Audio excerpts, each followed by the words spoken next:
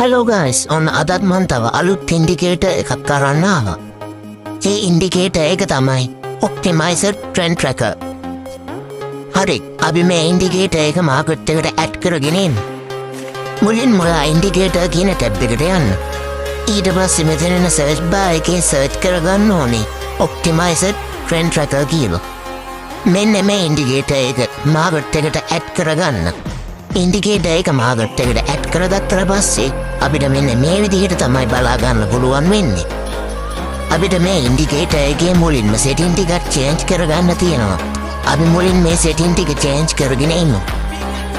මෙතන OTT period කියන තැනට 7 දාගන්න. Moving average type එක WWMA දාගන්න. Show OTT color change signal කියන තැනට ටික් එක දාගන්න.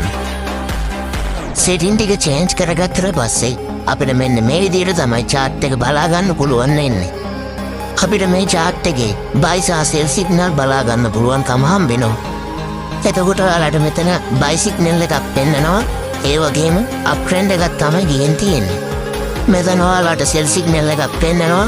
ඒ වගේම downtrend එකක් තමයි ගිහින් තියෙන්නේ.